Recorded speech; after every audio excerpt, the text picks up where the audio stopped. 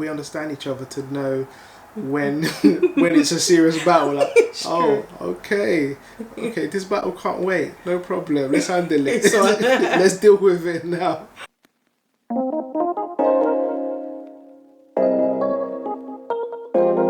Welcome back, Meet the Sons family.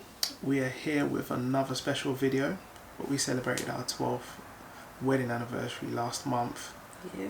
And we've been together 16 years. Yeah. 16 years, yeah.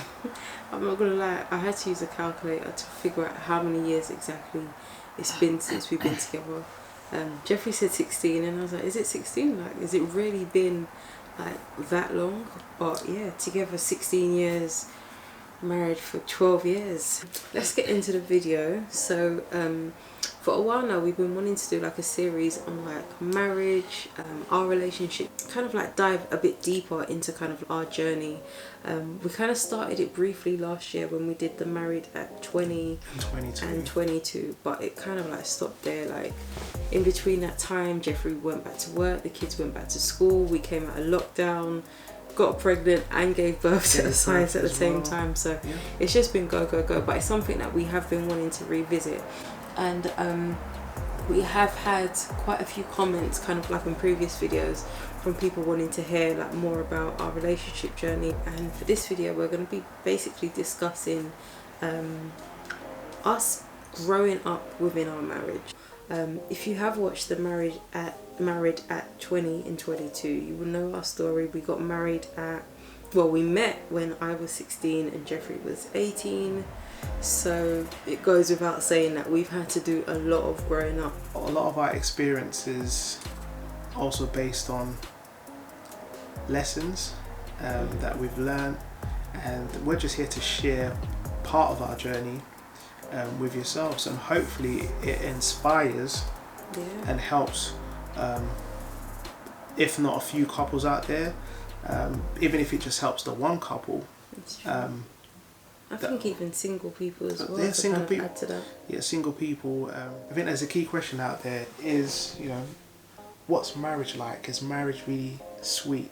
It's you know, because nowadays, for example, when I tell people, the conversation comes about, oh, you're married. I'm like, yeah, been married, got married when I was 22, and then you can just literally see their jaws drop, like, oh, you was a baby, you were so young, like, why did you get married so early? I get asked quite a bit, like, oh, was it an arranged marriage? Like, what went down? Were your parents in support? Like, were your parents the one that said you had to get married? Like, what was it? So we kind of briefly mentioned on previous video, we met, we were engaged, got pregnant, and then kind of gave birth. So I don't know how many Nigerians or West Africans are watching, but I'm half Nigerian, half Jamaican. Jeffrey is... I'm Nigerian. Full Nigerian. He looks Ghanaian. But disclaimer. He looks now Ghanaian. So I'm fully Nigerian, but he says, I get asked by Ghanaians, are you a Ghanaian? When like Jeffrey asked for, like, he spoke to my mum, asked for hand in marriage, and it was like, yeah, we're fully in support. And then we got engaged, we did kind of like Nigerian introduction, we fell pregnant. So it was like, yeah, that marriage that you're planning for next year is actually going to happen this year. Yes, it's actually going to happen this year. So and then it was like that process of, you can't be like heavily pregnant. Our wedding got moved forward. So with regards to, did we get married because I was pregnant, the answer in short was no. Was our wedding date moved forward because I was pregnant? In short, yes. It was, different viewpoints on both sides of the family, where a lot of people were up for it, saying yes, have the marriage early. Some people were saying no, can it wait a bit? First we were thinking, do you know what, we had an ideal wedding that we wanted for each other, but it being moved forward, we just had to kind of improvise and work with what we had. But we thank God. I think everything happens for a reason. Our family and friends came together. Day was it was successful. Obviously, I was 5 months pregnant at the time, so it was a lot, because we said it in a previous video. So in between me being at uni, we got married, we had our eldest son, we then moved again, and it was a lot. But that taught us a lot as well. From the beginning stages, it showed that, you know what, we worked well as a unit. It was lovely that we had like family members that were super helpful. Like when I mean super helpful, that they were there. And something about the wedding day that was beautiful, that you had the two different cultures coming together.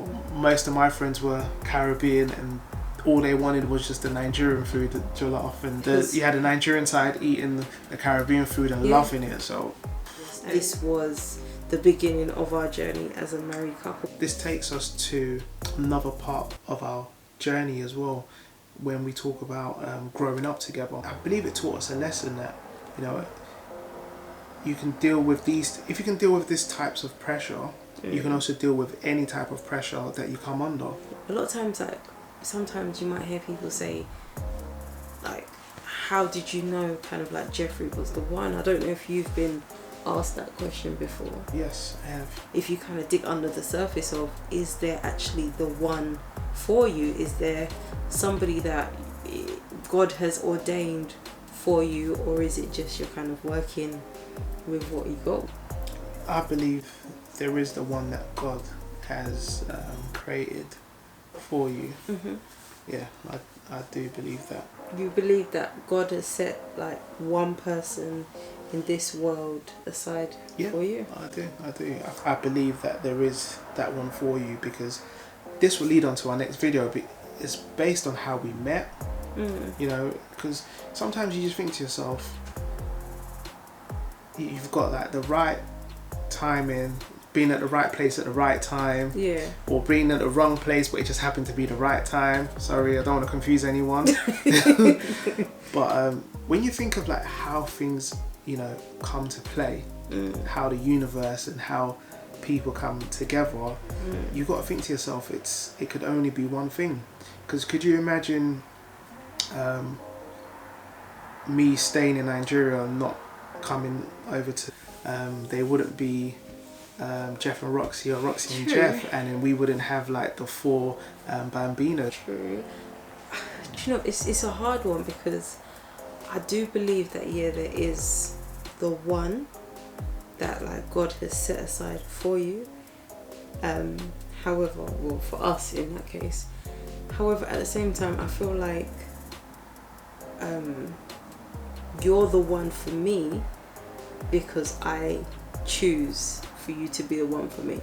Because at the end of the day, no relationship is perfect. There's a reason why like previous relationships we probably had, obviously we were a lot younger, we were teenagers at the time, but there's reasons why we've said yeah that's not the one, or I can see these credentials within Jeffrey that that has allowed me to say from an early stage that he is the one for me. I think to contribute to what you're saying is the one is also, it means the one worth fighting for. That's it. That's what I want to say. It's the one worth, you know, that the sleepless nights work. You know what? I'm keeping you up at night. The sleepless night, or it's one of those things that, you know, I'm willing to go through the fire or that pressure pot, just, you know, to make this work. You know, because with the vows, where it says for better or for worse, for rich or for poor, or to death do us apart, it just means that within that journey, that one is, you know what, that's who I want to do life with, you know. Exactly. That's who I want to grow old with. What made you say Jeffrey is the one? So for example, if you had someone out there who was looking for a life, or was with a partner but wasn't sure if they were the one or not, like, how would you define that? Or to answer honestly, I think the one to give anybody advice and how I was able to kind of decipher was based on my own personal needs. It was when he was able to support me with something that was important to me without any gain for himself. What qualities did I see in Jeffrey that I wanted in a husband? So kind of like intimacy without physical intimacy, or intimacy without sexual intimacy.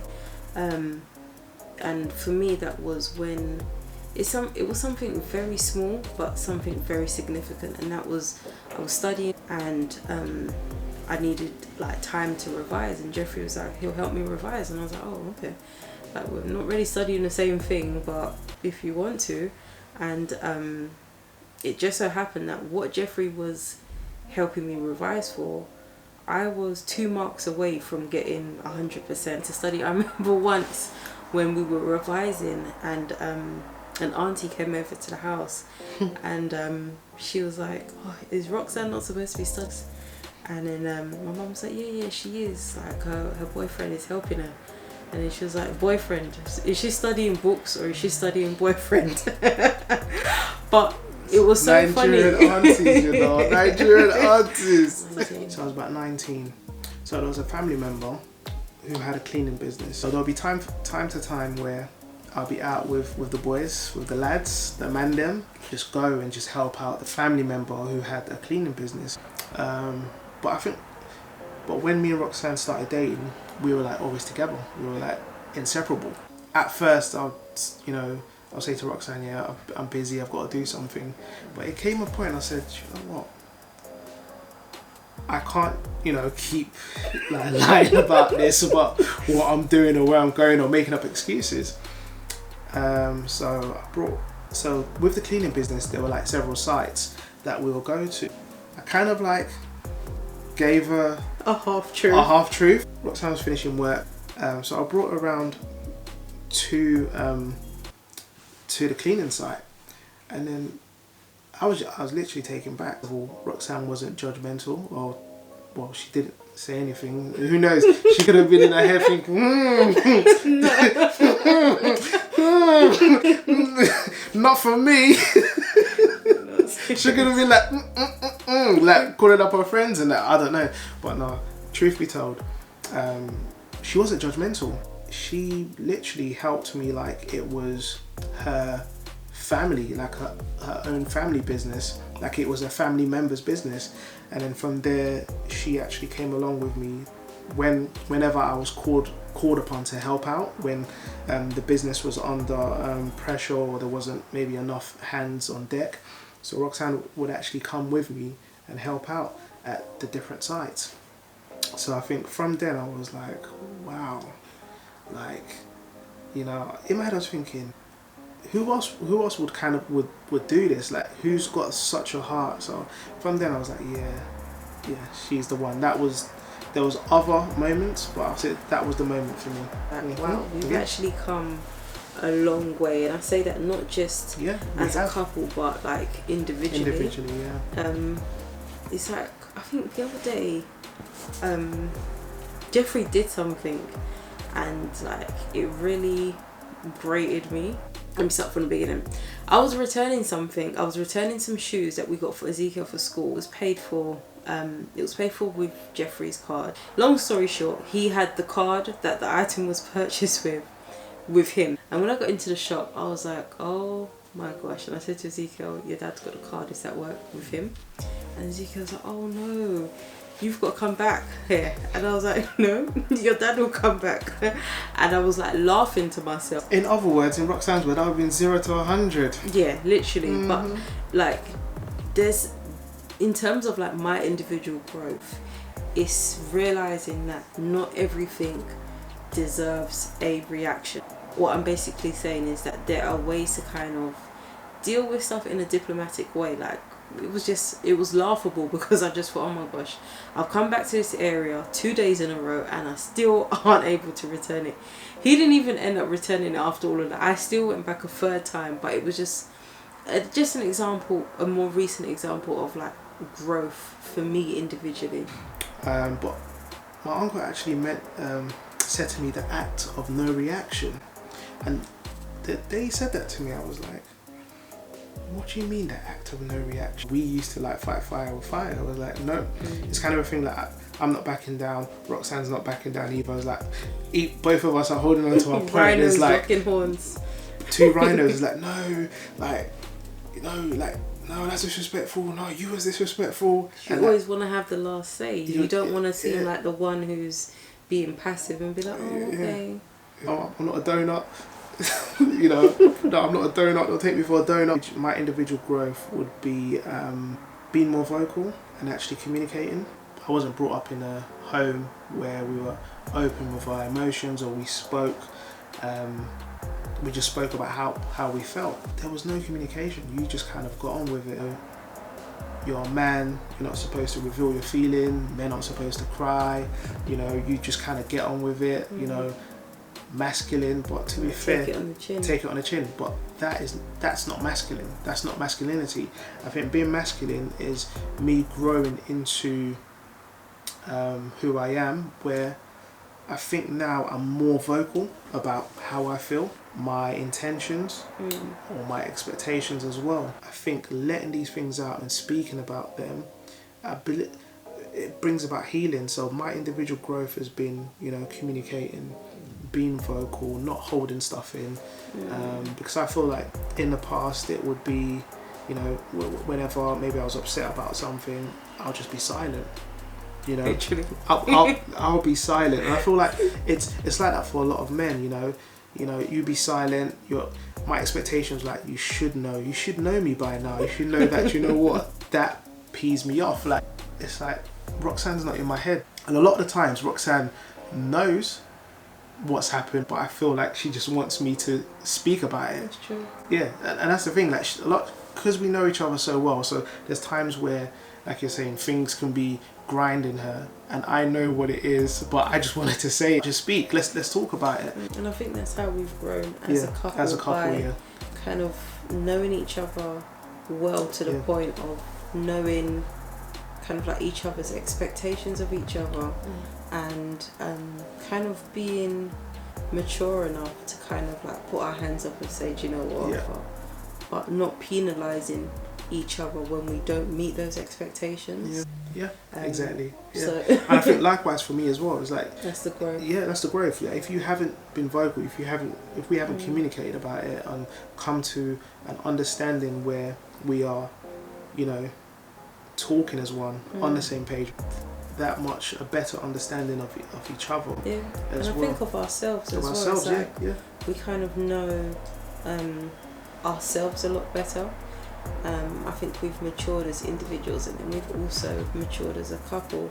And I think now having like kids, like our eldest is in secondary school, it's about like daily holding ourselves and each other accountable, so that we are being like the best example for our children, and then also just being the best version of ourselves. I think nowadays, like, to kind of wrap it up, we choose our battles. And I feel like we understand each other to know when it's a serious battle, like, okay, this battle can't wait, no problem, let's handle it. Let's deal with it now. And on that note, I think we'll probably wrap up here. So please let us know if you've got any questions, not just questions, if you can add some type of wisdom, what have you learned, what's your journey been like. So if you've got any topics in mind, please just fire those questions in the comments below. If not, you can actually DM us at Meet the Sons as well on Instagram.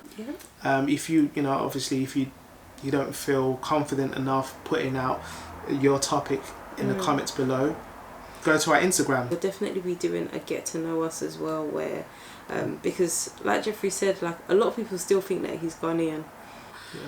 But yes, we will definitely see you in the next video. So like, subscribe, tell a friend. Please tell your mom, tell your dad, tell all the aunties.